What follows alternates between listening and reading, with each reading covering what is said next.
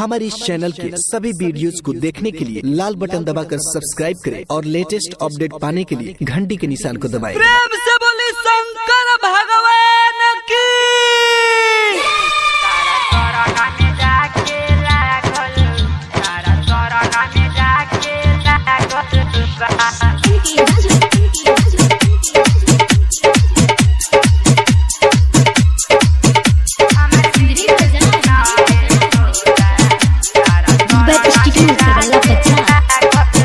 हमर दिल सुनाए भोला तारा शरण में जाके लागल बा।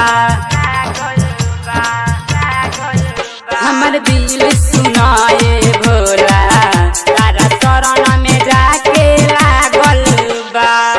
धरनी जब हम जाला सावन में, धरनी जब हम जाला सावन में, तबे से भगती जागल बा।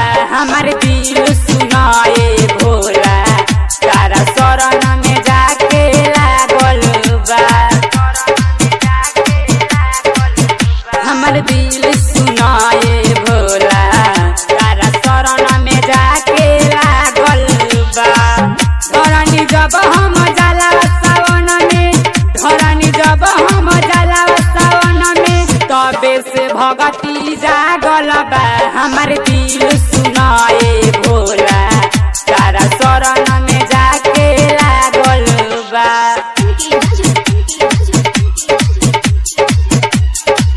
बोला बोला महेंद्रनाथ बाबा की।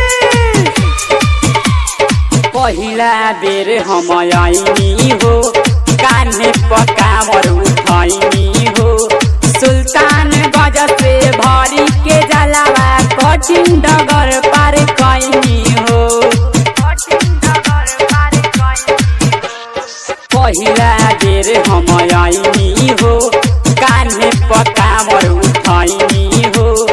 सुल्तान गज से भरी के जलावा कठिन डगर पार कैनी हो।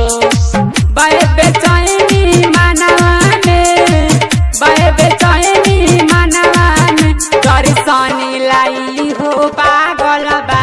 हमर दिल सुनाए भोला तारा शरण में जाके लागल बा।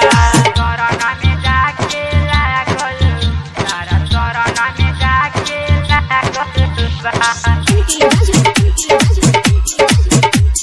दिलबर इंस्टीट्यूट करबला बजा।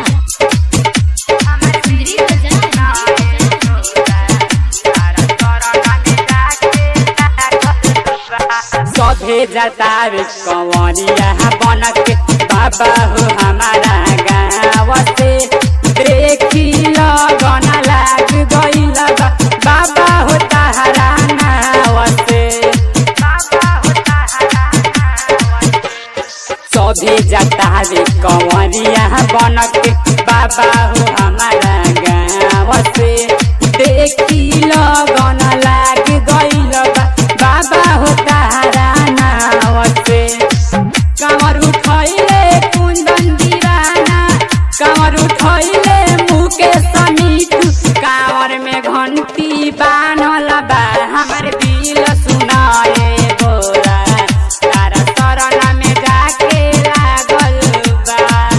धरनी जब हम जाला सावन में, धरनी जब हम जाला सावन में, तबे से भगती जागल बा। हमर दिल सुनाए